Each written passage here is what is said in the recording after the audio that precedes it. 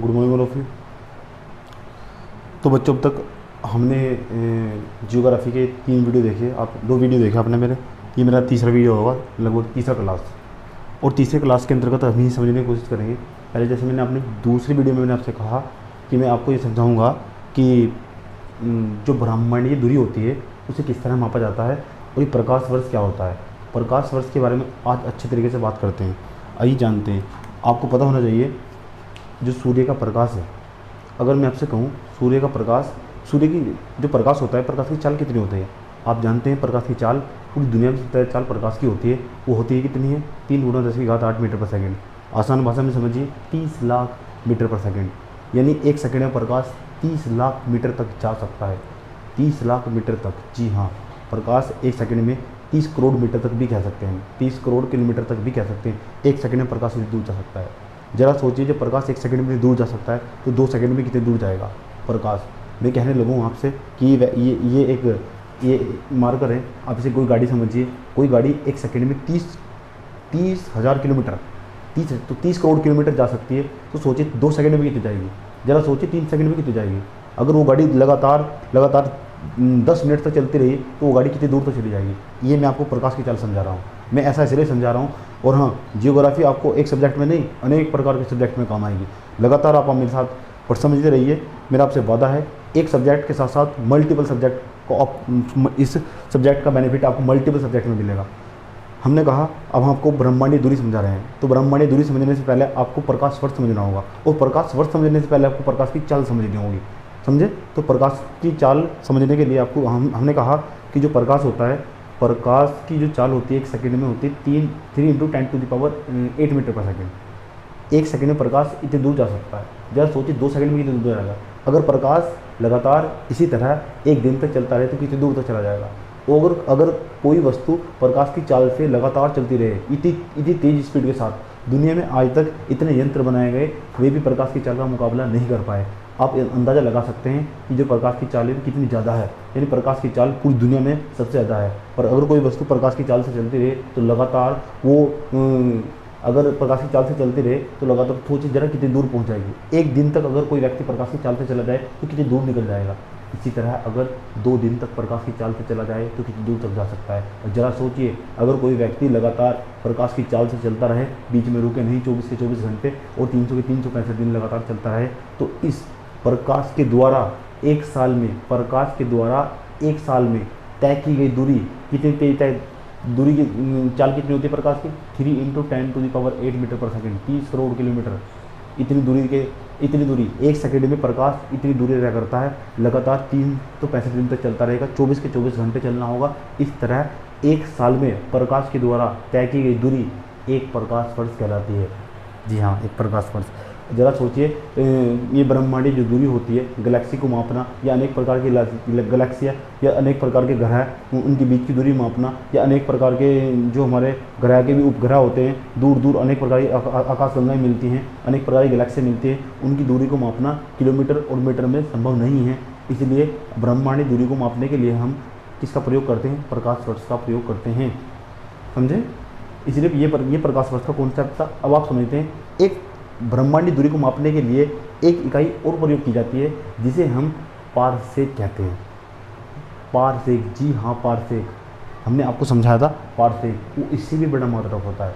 एक होती है AU, एस्ट्रोनॉमिकल यूनिट, इसी तरह होती है। समझे? पारसेक भी दूरी का ही मात्रक है, प्रकाश वर्ष भी दूरी का ही मात्रक है। ये आपसे जो मैं आपके साथ बातें कर रहा हूँ, ये हूबहू पेपर में प्रश्न आए हुए हैं। चलिए तो बात करते हैं बच्चों किसकी। आज बात करेंगे तारों के जीवन चक्र की, कि तारे क्या है, तारे किसे कहते हैं, तारों का निर्माण कैसे होता है, तारों के पास अपना किस तरह उनके पास जो प्रकाश होता है वो किस तरह पाया जाता है, वो ग्रह के पास प्रकाश क्यों नहीं होता, तारों के पास अपना उष्मा और प्रकाश क्यों पाया जाता है, तारों के पास तारे चमकते क्यों हैं, क्या सूर्य एक तारा है? हाँ, सूर्य एक तारा है। क्या सूर्य एक दिन समाप्त हो जाएगा? जी हाँ। कोई भी तारा हो, उसकी एक निश्चित अवधि होती है। उस निश्चित अवधि के बाद वह तारा धीरे धीरे सिकुड़ने लगता है और उसकी ऊर्जा धीरे धीरे समाप्त होने लगती है। आज इस बात को बहुत अच्छे तरीके से समझेंगे आप मेरे साथ। चलिए आज समझेंगे the life cycle of star, यानी तारों का जीवन चक्र। पहले बात आप जानिए तारे किसे कहते हैं। अगर आपसे पूछा जाए सबसे पहले तारों का अध्ययन किसने किया, तो 1609 ईस्वी में, 1609 ईस्वी में तारों का अध्ययन करने वाले वैज्ञानिक का नाम था गैलीलियो। गैलीलियो ने सबसे पहले 1609 ईस्वी में, गैलीलियो ने, किसने, गैलीलियो ने, गैलीलियो ने 1609 ईस्वी में तारों का अध्ययन किया। सबसे पहले जानते हैं तारा किसे कहते हैं। तारा, तारा प्रकाश उत्पन्न करने वाला एक खगोलीय पिंड होता है। पहली बात, जैसे मैं आपको समझाऊं बिल्कुल ऐसे ही आप नोट करना से चलिए, अन्यथा मेरे वीडियो को मत देखिएगा। तारा, मैंने कहा तारा क्या है, तारा प्रकाश उत्पन्न करने वाला एक खगोलीय पिंड है, यानी एक ऐसा पिंड जो प्रकाश उत्पन्न करता हो। पृथ्वी प्रकाश उत्पन्न करती है नहीं, इसलिए इसे तारा नहीं कह सकते। क्या चंद्रमा प्रकाश उत्पन्न करता है, जी नहीं, वह सूर्य के प्रकाश से चमकता है, इसलिए हम चंद्रमा को भी हम तारा नहीं कह सकते हैं। क्यों, क्योंकि वह सूर्य के प्रकाश से चमकता है। क्या सूर्य को हम तारा कह सकते हैं, हाँ सूर्य एक तारा है। आपने विगत बख्शी कक्षाओं में भली भांति इसका अध्ययन किया होगा कि सूर्य भी एक प्रकार का तारा है, समझे। तो तारा प्रकाश उत्पन्न करने वाला खगोलीय पिंड होता है। लेकिन आज के बाद आपको याद रखनी है, तारे के पास अपनी खुद का उष्मा, खुद की उष्मा, उष्मा मतलब हीट, खुद की उष्मा होती है। उष्मा मतलब, उष्मा का संबंध सीधा सीधा यहाँ ऊर्जा से है। उष्मा और प्रकाश होता है, तारों के पास अपनी खुद की उष्मा और प्रकाश होता है। अभी बात करेंगे तारों के पास उष्मा यानी ऊर्जा और प्रकाश का स्रोत क्या है, यानी तारों के पास उष्मा और प्रकाश कहाँ से आते हैं। सूर्य के पास उष्मा कहाँ से आई, इतनी ऊर्जा अपार मात्रा में। आज अगर पूरे ब्रह्मांड में हमारे जिस वायुमंडल में हम रहते हैं, सबसे बड़ा अगर कोई ऊर्जा का स्रोत है जिससे एनर्जी, ऐसा कोई काम नहीं है जो पृथ्वी पर एनर्जी नहीं यूज हो रही है, प्रयोग हो रही है। अगर मैं आपको पढ़ा रहा हूँ, इसमें एनर्जी यूज हो रही है, इसमें कहीं ना कहीं प्रत्यक्ष चाहे प्रत्यक्ष रूप से या अप्रत्यक्ष रूप से कहीं ना कहीं सूर्य का योगदान है। उष्मा और मैंने कहा किसी भी तारे के पास उष्मा और प्रकाश होता है, तारों के पास अपना खुद का उष्मा और प्रकाश होता है, तो सूर्य के पास भी अपनी खुद की उष्मा है और खुद का प्रकाश है। जानेंगे कि किसी भी तारे के पास उष्मा और प्रकाश कैसे मतलब कैसे बनते हैं, उष्मा कहाँ से आती है और प्रकाश कहाँ से आता है, ये जानने की पूरी कोशिश करेंगे। अभी हमने आपको बताया कि तारा क्या है, तारा एक प्रकाश उत्पन्न करने वाला खगोलीय पिंड है। तारा एक प्रकाश उत्पन्न करने वाला क्या है, खगोलीय पिंड। अच्छा, इससे दो लेक्चर पहले मैंने आपको आकाशगंगा पढ़ाया था कि आकाशगंगा किसे कहते हैं। आकाशगंगा में तीन भुजाएं होती है। आपको पता होगा कि आकाशगंगा में कितनी भुजाएं होती है, 3 भुजाएं होती है। और जो आकाशगंगा की तीसरी भुजा होती है, जो आकाशगंगा की तीसरी भुजा होती है ना, अब हम आपको बताएं तारों का निर्माण कैसे होता है ना। जो आकाशगंगा की तीसरी भुजा होती है, मैंने कहा 3 प्रकार की घूर्णन रेखाएं होती है। किसी भी आकाशगंगा में 3 प्रकार की घूर्णन रेखाएं होती है। और जो भी तीसरी प्रकार की घूर्णन भुजाएं होंगी, उस भुजा के अंदर हाइड्रोजन के छोटे छोटे बादल बनने स्टार्ट होते हैं। हाइड्रोजन के, किसके, हाइड्रोजन एक प्रकार का तत्व है, हाइड्रोजन के छोटे छोटे बादल बनने स्टार्ट होते हैं। मैंने कहा आकाशगंगा की तीसरी भुजा में हाइड्रोजन के बादल बनने प्रारंभ होते हैं।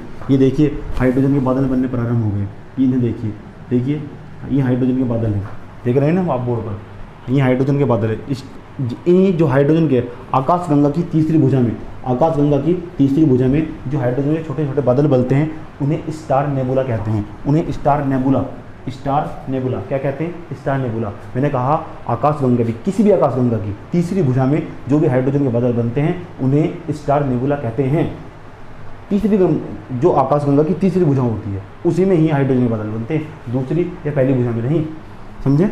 उसके बाद लेकिन देखिएगा जैसे जैसे ये हाइड्रोजन और इनके बीच ना गुरुत्वाकर्षण शक्ति होती है।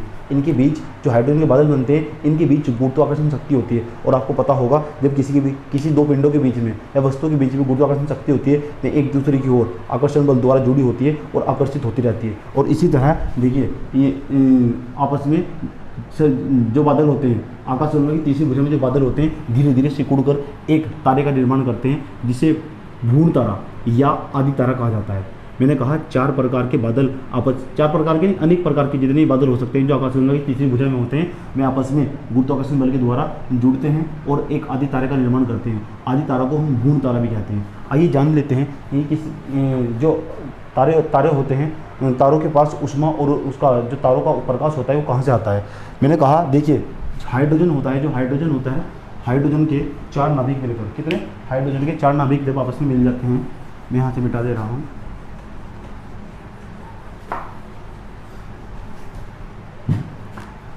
हाइड्रोजन के 4 नाभिक 1 2 3 4, ये देखिए हाइड्रोजन के 4 नाभिक है। जब हाइड्रोजन के 4 नाभिक आपस में मिल जाते हैं एक हीलियम नाभिक का निर्माण करते हैं, एक हीलियम नाभिक का निर्माण करते हैं और इस क्रिया में अपार ऊर्जा मुक्त होती है, अपार ऊर्जा मुक्त होती है, अपार ऊर्जा मुक्त होती है और यह प्रक्रिया लगातार चलती रहती है और इस क्रिया को नाभिकीय संलयन की अभिक्रिया कहते हैं। नाभिकीय संलयन की अभिक्रिया, नाभिकीय संलयन, नाभिकीय संलयन की अभिक्रिया कहते हैं, संलयन की अभिक्रिया कहते हैं। मैंने कहा चार हाइड्रोजन के 4 परमाणु आपस में मिलकर एक हीलियम परमाणु का निर्माण करते हैं और इस क्रिया में अपार ऊर्जा मुक्त होती है, अपार ऊर्जा मुक्त होती है और यह क्रिया नाभिकीय संलयन क्रिया, नाभिकीय संलयन कहलाती है। और मैंने कहा जब यह प्रक्रिया लगातार चलती रहती है, जब हाइड्रोजन के बादल आपस में मिलते हैं ना, हाइड्रोजन के 4 नाभिक आपस में मिलते हैं, एक हीलियम परमाणु का निर्माण होता है। मैंने कहा नाभिकीय संलयन की क्रिया प्रारंभ हो जाती है और पूर्ण तारा बन जाता है और यह प्रक्रिया जो एक तारा होता है ना, एक पूर्ण तारा कंप्लीट हो जाता है, यह प्रक्रिया लगातार चलती रहती है। ऊर्जा तो इसके अंदर उत्पन्न हो जाती है। मैंने कहा इस क्रिया में, नाभिकीय संलयन की क्रिया में हाइड्रोजन बम का आपने नाम सुना होगा, इसके पास अभी कुछ साल पहले ही, 2-3 साल पहले ही जो नॉर्थ कोरिया है उसने हाइड्रोजन बम का एक्सपेरिमेंट करा था, 5 पॉइंट की तीव्रता का भूकंप आया था। हाइड्रोजन बम भी जिस प्रक्रिया के द्वारा बनता है, जिस क्रिया के द्वारा बनता है उसे नाभिकीय संलयन कहते हैं। तो नाभिकीय संलयन की क्रिया, अभी आप सूर्य देखते हैं ना, उस सूर्य के अंदर जो ऊर्जा का स्रोत है वो नाभिकीय संलयन है। नाभिकीय संलयन, नाभिकीय संलयन में क्या होता है, हाइड्रोजन के 4 नाभिक मिलकर आपस में एक हीलियम परमाणु का निर्माण करते हैं और इस क्रिया में अपार मात्रा में ऊर्जा मुक्त होती है। मैंने कहा हीलियम, हाइड्रोजन के 4 नाभिक जब आपस में जुड़ जाते हैं तो एक हीलियम परमाणु का निर्माण करते हैं और इस क्रिया में अपार मात्रा में ऊर्जा मुक्त होती है और इस तरह जो एक तारा होता है एक कंप्लीट तारा बन जाता है, यानी पूर्ण तारा बन जाता है। मैंने कहा हाइड्रोजन के नाभिक होते हैं, नाभिकीय संलयन की क्रिया प्रारंभ होती है और पूर्ण तारा बन जाता है। कैसा तारा? पूर्ण तारा। लेकिन देखिएगा, जब भी कोई जो तारा होता है, जब भी कोई तारा बनना प्रारंभ होता है, अपनी प्रारंभिक अवस्था में होता है, तो उसका जो कलर होता है ना, वो जो कलर, जब उसका कलर देखेंगे तो बहुत ही ज़्यादा गर्म होता है। उसका जो कलर होता है वो होता है नीला। कैसा? नीला होता है। मैंने कहा कोई भी तारा होगा, जब वो बनना स्टार्ट होगा, अपार मात्रा में ऊर्जा मुक्त होगी। कोई भी तारा अपनी इनिशियल स्टेज में, यानी प्रारंभिक अवस्था में जिस कलर का दिखाई देगा, कैसे कलर का दिखाई देगा? नीले कलर का। नीले के बाद धीरे धीरे हाइड्रोजन हीलियम में बदलता रहेगा, ऊर्जा मुक्त होती रहेगी। हाइड्रोजन हीलियम में बदलता रहेगा, ऊर्जा मुक्त होती रहेगी। लेकिन जो नीले कलर का जब भी तारा होता है, समझ जाइएगा, वह सबसे गर्म तारा होता है, यानी उसके पास सबसे अधिक मात्रा में ऊर्जा होती है। और यह प्रक्रिया धीरे धीरे एक समय ऐसा आएगा कि ये जो तारा होता है ये धीरे धीरे ठंडा पड़ने लगता है, यानी इसकी जो अवस्था है एक स्टेज से नीचे जाने स्टार्ट हो जाता है और इसका जो कलर है वो बदल जाता है। कलर कैसा हो जाता है? सफ़ेद। कैसा? सफ़ेद कलर।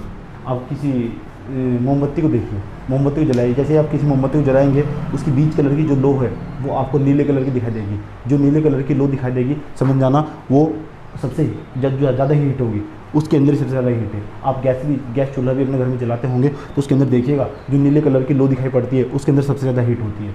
इसी तरह तारे के अंदर जब तारा अपनी प्रारंभिक अवस्था में होता है, जब उसका कलर नीला होगा तो समझ जाइएगा उसके अंदर सबसे अधिक मात्रा में ऊर्जा उत्पन्न होगी। और तारा जैसे जैसे ठंडा होने लगता है, धीरे धीरे तारा सिकुड़ने लगता है। क्यों? ऐसा इसलिए कारण इसका गुरुत्वाकर्षण बल के कारण होता है। मैंने कहा ये कोई भी वस्तु जब धीरे धीरे अपने आप को संकुचित करने लगती है, सिकुड़ने लगती है, तो उसका घनत्व कम होने लगता है, जो उसका घनत्व है वो बढ़ने लगता है। मैंने कहा जब कोई वस्तु धीरे धीरे सिकुड़ने लगती है, उसका घनत्व बढ़ने लगता है। जब घनत्व बढ़ने लगता है तो वो अपनी अलग अवस्था को प्राप्त करता है, उसका कलर ही बदलने लगता है। कैसा हो जाता है? सफ़ेद। सफ़ेद के बाद वो होगा कैसा? पीला। सफ़ेद के बाद पीला होगा और पीला होने के बाद वह लाल हो जाएगा। कैसा हो जाएगा? लाल। समझे?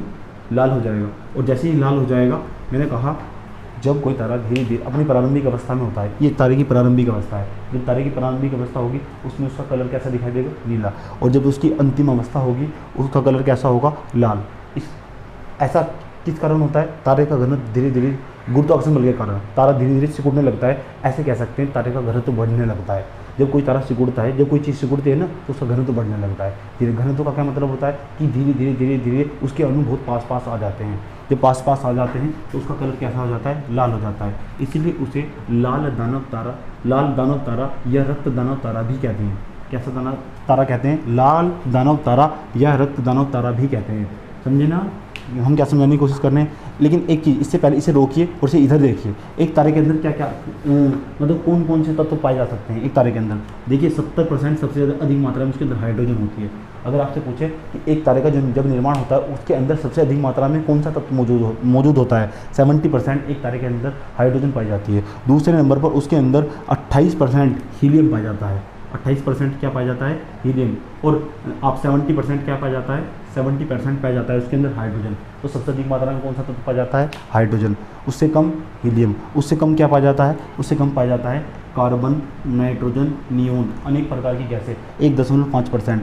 और 0.5% उसके अंदर लोह वर्ग यानी लोह तत्व, खनिज वगैरह ये सब पाए जाते हैं। एक तारे के अंदर इस प्रकार के तत्व पाए जाते हैं। हाइड्रोजन होता है, हाँ होता है। हीलियम होता है, हाँ होता है। क्या तारे के अंदर कार्बन होता है, हाँ होता है। नाइट्रोजन होती है, हाँ होता है। नियोन होती है, ये भी होता है। और लोह वर्ग या खनिज, लोह पदार्थ या लोह वर्ग या खनिज वर्ग भी पाए जाते हैं 0.5% मात्रा में। ये तारे का संगठन मतलब निर्माण, तारे का निर्माण कैसे होता है उसके लिए मैं यहाँ से मिटा देता हूँ ताकि मेरे पास जगह से रहे लिखने के लिए।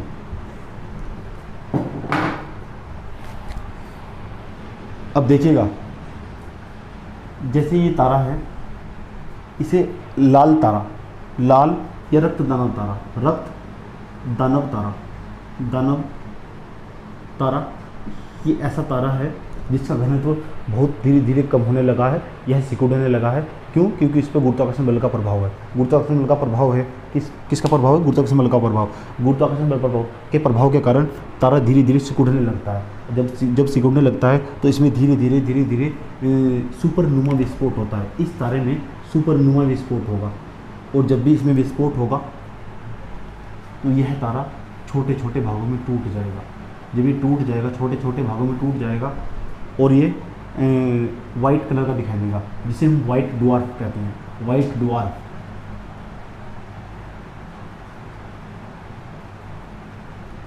वाइट ड्वार्फ हिंदी में कहते हैं श्वेत वामन। श्वेत वामन क्या कहते हैं? श्वेत वामन। मैंने कहा ये रक्त दानव तारा था, इसमें विस्फोट हुआ। कैसा विस्फोट? सुपरनोवा विस्फोट। सुपरनोवा विस्फोट हुआ। जैसे ही सुपरनोवा विस्फोट हुआ तो ये टूट गया। जब छोटे छोटे भागों में टूट गया तो जो छोटे छोटे भाग टूटते हैं इन्हें श्वेत वामन या वाइट ड्वार्फ कहते हैं।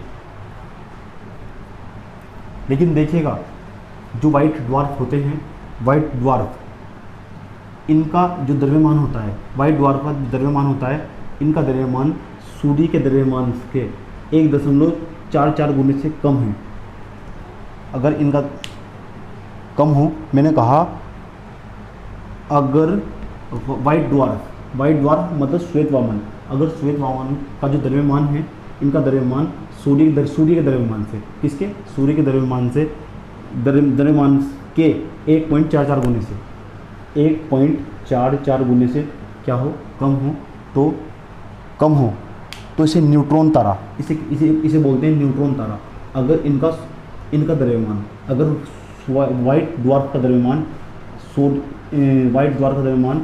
के द्रव्यमान के 1.44 गुने से कम हो तो इसे न्यूट्रॉन तारा या पल्सर तारा कहते हैं। न्यूट्रॉन तारा या पल्सर तारा, न्यूट्रॉन तारा या पल्सर तारा कहते हैं। समझे?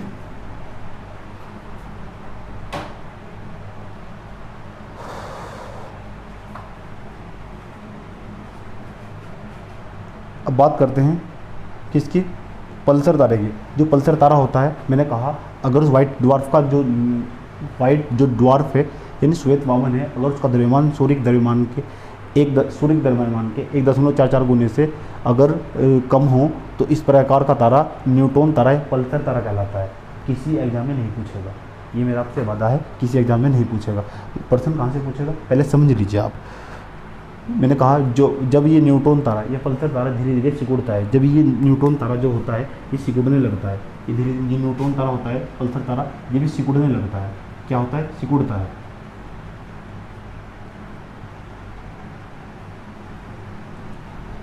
है। जब कोई तारा ना धीरे धीरे सिकुड़ने लगता है तो उसका जो घनत्व है वह असीमित हो जाता है। और जैसे ही वो असीमित होगा तो जब तारे का जो घनत्व होगा असीमित हो जाएगा तो उसके अंदर से ना प्रकाश का पलायन नहीं हो पाएगा। प्रकाश का पलायन नहीं हो पाएगा तो उसके अंदर का जो भाग होगा, क्यों? क्योंकि वहाँ गुरुत्वाकर्षण बल नहीं होगा।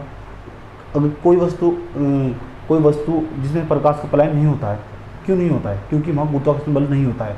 जैसे ही गुरुत्वाकर्षण बल नहीं होगा तो वहाँ प्रकाश का पलायन नहीं होगा, और जैसे ही प्रकाश का पलायन नहीं होगा तो वहाँ एक प्रकार का ब्लैक कलर का भाग दिखाई देगा। जब ब्लैक कलर का भाग दिखाई देगा उसे ब्लैक होल या कर्षण विवर कहते हैं। ये मैंने आपको पहली वीडियो में पढ़ाया था, कर्षण विवर या ब्लैक होल कहते हैं, समझे? इस तरह धीरे धीरे कोई तारा अपनी अंतिम अवस्था को प्राप्त कर लेता है और इस तरह ब्लैक होल लगातार बनते रहते हैं और ये प्रक्रिया लगातार चलती रहती है। क्या तारे की निश्चित अवधि होती है? हाँ, किसी भी तारे की एक निश्चित अवधि होती है। जिस तारे का आकार जितना बड़ा होगा उसकी इतनी ही निश्चित अवधि, जिस तारे का आकार जितना ज़्यादा बड़ा होगा उसकी अवधि इतनी ही कम होगी। सूर्य एक तारा है, हाँ सूर्य भी एक तारा है। क्या सूर्य की एक निश्चित अवधि है? हाँ, सूर्य की भी एक निश्चित अवधि है। कितनी? 10 अरब वर्ष। सूर्य के बारे में हम कल जानेंगे। सूर्य की अवधि कितनी है? 10 अरब वर्ष। अरब वर्ष कितने पूरे हो चुके इसके साल? 5 अरब वर्ष तक अब पूरे हो चुके हैं इसके। 5 अरब वर्ष इसके पूरे हो चुके हैं। सूर्य के पास अगर ऊर्जा का कोई स्रोत है तो क्या है? हाइड्रोजन। इसलिए हाइड्रोजन को भविष्य का ईंधन भी कहते हैं, समझे? तो ये मेरा आज का तीसरा क्लास था। क्लास ज़्यादा लंबा नहीं करते, है ना? मुझे आपकी प्रतिक्रिया का इंतज़ार रहेगा।